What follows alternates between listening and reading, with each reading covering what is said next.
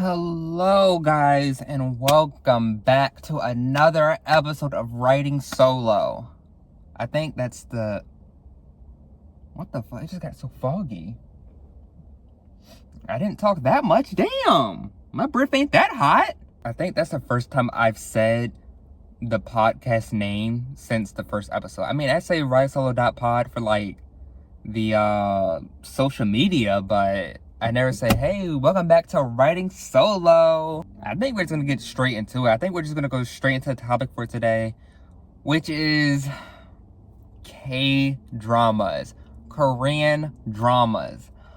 Oh, they are my love. Best thing, better than American shows, if I'm being honest.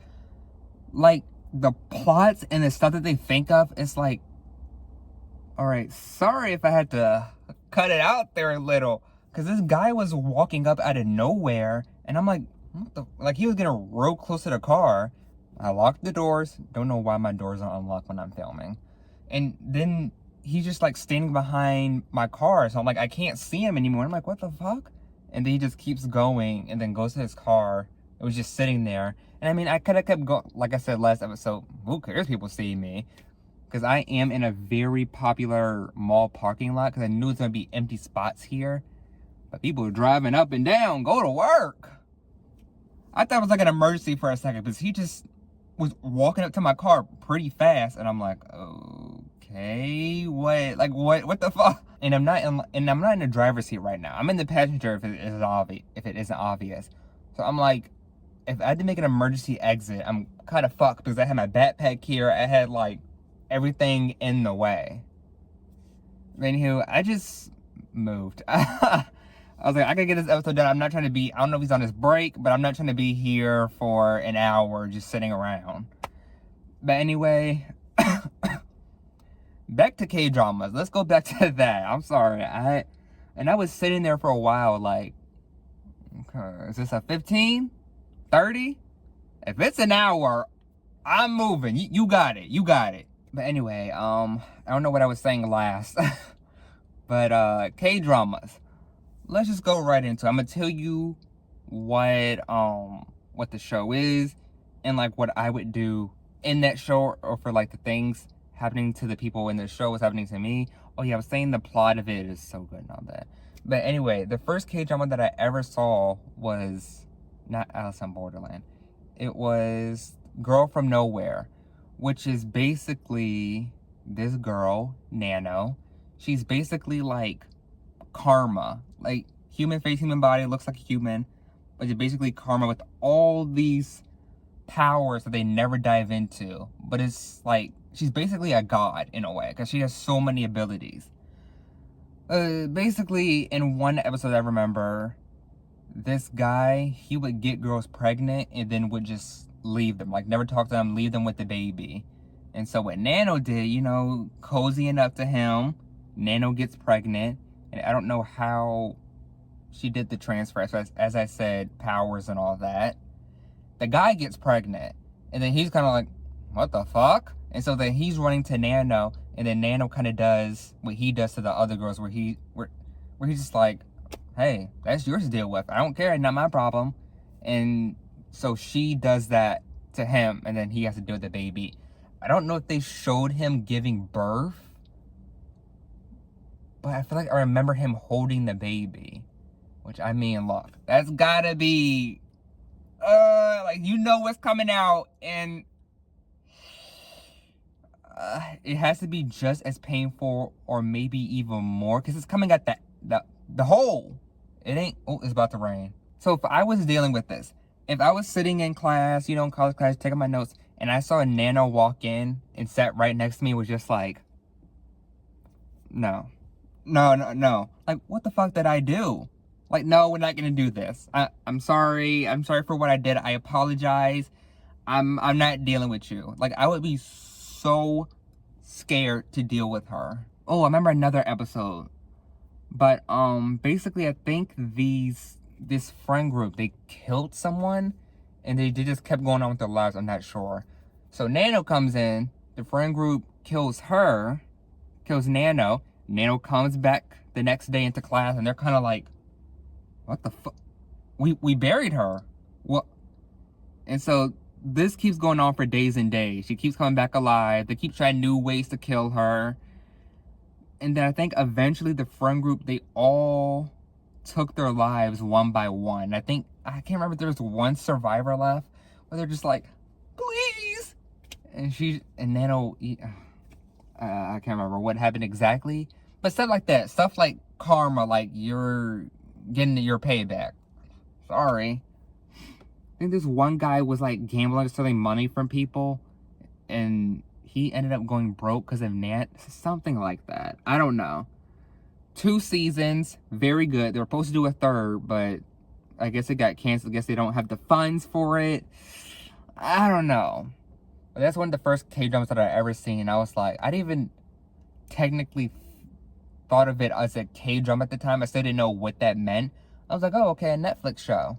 Now I know. Korean shows, very good. In love with them. Next show, The Glory. One of the best shows. Anyone that watches K-dramas can tell you that. It's basically a revenge show.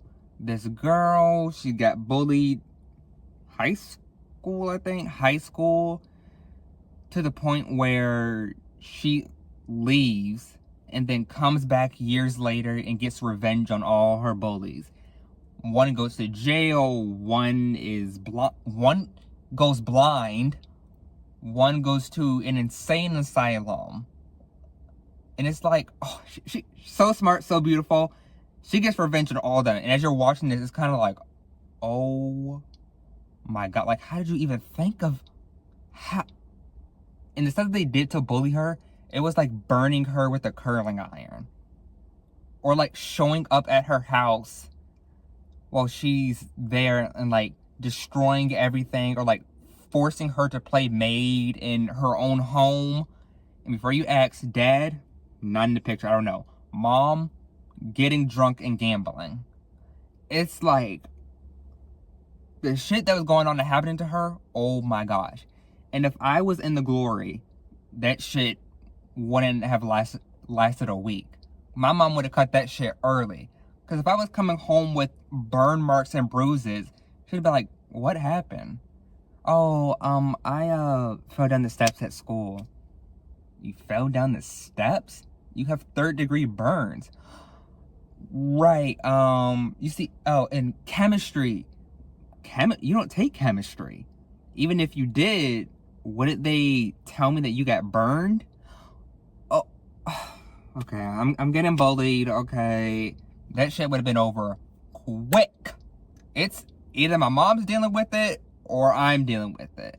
If it's my mindset in that school, look, I don't know what's gonna happen.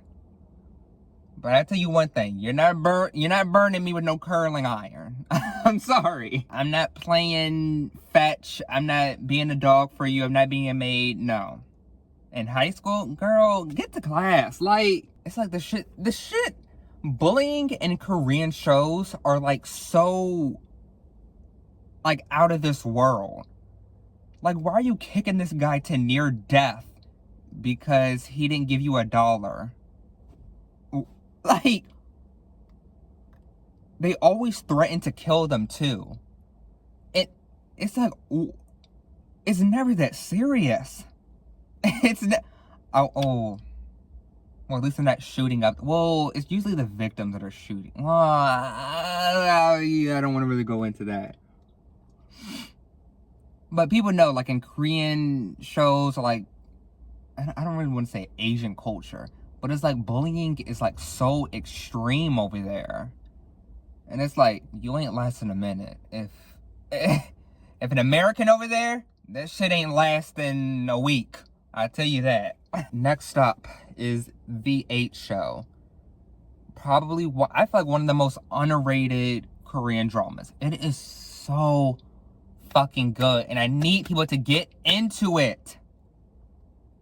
Basically, it's 8 random people. They're all in debt. They show up at this place one by one. They pick a random number. I'll pick 4. It's my favorite number. And they get to these rooms. Basically, 1 is at the bottom and 8 is at the top. No electricity, no bathrooms. I'll get into that. No TVs, nothing. And so basically, they earn money over time. So like at floor 1, he gets like, I don't know, I'm just guessing, like $1,000 every minute, every 10 minutes or something. And floor 8, and it goes up. So like floor 8 would get like $100,000 every 10 minutes.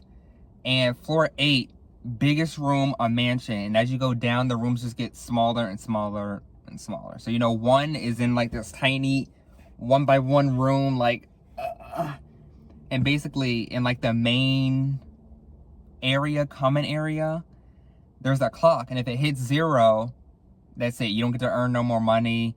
You get whatever money you accumulated over that time. But if you want to keep the timer going, you have to entertain the people watching, the audiences, because there's cameras all around. So as I'm saying, yep, it gets pretty interesting. There's like Chinese water torture going on. They hit each other. There's like, and with the problem with no bathrooms, someone has to hold all the pee and poop. Yep, someone has to hold it in their room. So like the lower floors are like kind of holding it in their rooms. So it's kind of like the higher numbers versus the lower numbers. Because the higher numbers, they can like buy all these expensive things. Like, you know, food and all that. Food, clothing, tables, whatever. I think floor 8, she bought like a pool for some reason. But yeah, it's like that. It gets crazy. It gets very higher number versus lower numbers. And then, yeah, a bunch of torture, blood. It's like crazy. But yeah, if I was on the 8 show, I would be fucked. Because I'm picking 4. If it's there, that's my favorite number. I'm picking 4. I'm like, oh, okay. And then I would be getting tortured. I'm the one getting tied up, hit with the bat, doing truth and dare, all those stupid games. And I for sure would have done a rebellion. And then I've been fucked. And then I would have lost my eye to entertain the people. But if 4 wasn't there, I feel like I would have chosen a higher number. I would have picked like 7. I'm like, okay, 7, lucky 7, whatever. But if I was at the top, I feel like I would just, I want to say I would help people. I wouldn't be like floor 8, where she was kind of crazy. I want to say I won't be like her, but I feel like once I'm there in that situation, I'm going to be just like her. Oh, I'm going to be just like her. They're like, hey, Devin, can you, like, buy it? Can you keep all the poop and pee for us? It's kind of crowding up our room. We can't really sleep. No, I don't think I will. No, sorry, no. I feel like, oh, God. I feel like I would be like that. Or maybe helpful. But, I mean, I'm never going to be in that situation anyway, so I don't know why I'm stressing out about it. But that show, very underrated, very delightful. I love it so much. I need a second season of it with different casts, different... I'm about to say it. Whole parking lot. You park in front next to me? Mind you, we're in this giant mall. Giant 8 billion parking spots. You want to park the farthest from the door right next to me. I must look good today. I don't even think I put on cologne today. Oh, I'm probably just walking around funky as hell. Oh, this guy really did park right next to me.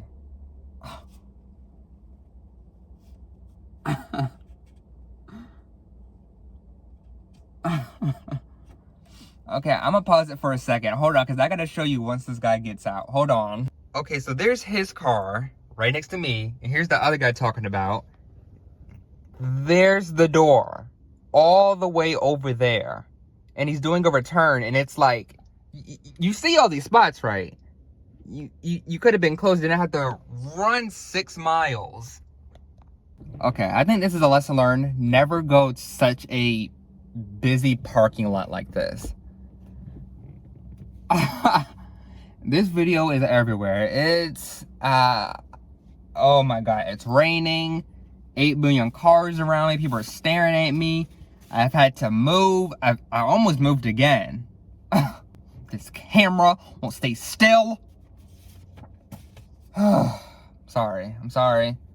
Let's just get to the last one and end this. End this nightmare. God, look what you guys did.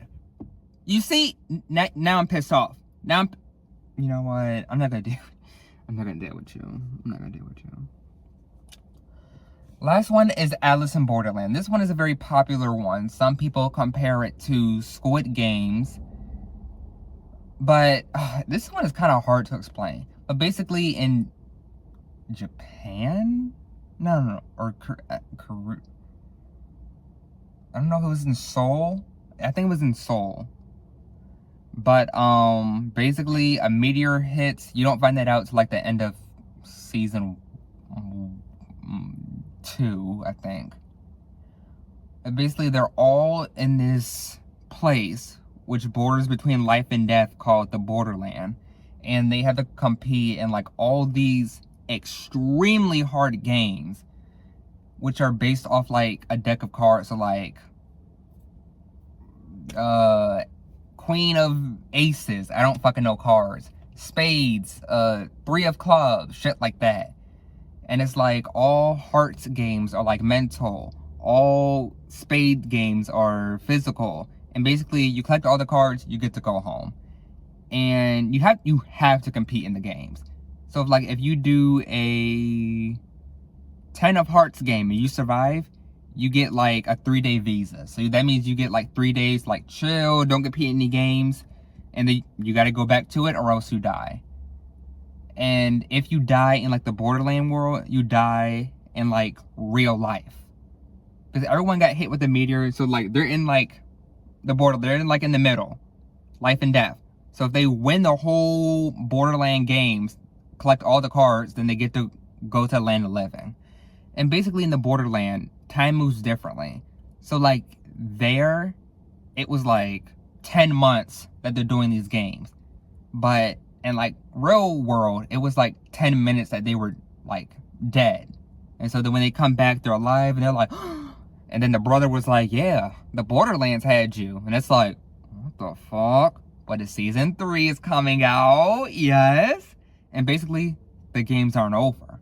Because guess which card they forgot? The Joker card. So, you know, they're all back in the land of living, like, and they don't remember each other. They're like, you kind of look familiar. You know, people have been in relationships, boyfriends, I already said relationships. So they're coming back and they're like, you kind of look familiar. Kind of like, one of these, like, frenemies, the best friends, they're kind of, like, looking at each other like, can you, like, shut up? But in the Borderlands, the, like, enemies, it's just crazy. And the things that happened to you in Borderland happened in real life, kind of. It was weird to see, because this one girl, she lost her leg in the Borderlands, but in real life, she had also lost her leg. So, which means in the real world, when the meteor hit, she had lost her leg. And I don't know, shit like that. Basically, crazy games. If that makes sense. And so people are like comparing it to Squid Games to like, which one is harder? Obviously, Alice in Borderland. Because it's like, you're already dead. And plus, you're not really winning any money. It's like, you're just winning for your life. Which, I mean, sure, it could be priceless if you want to say that.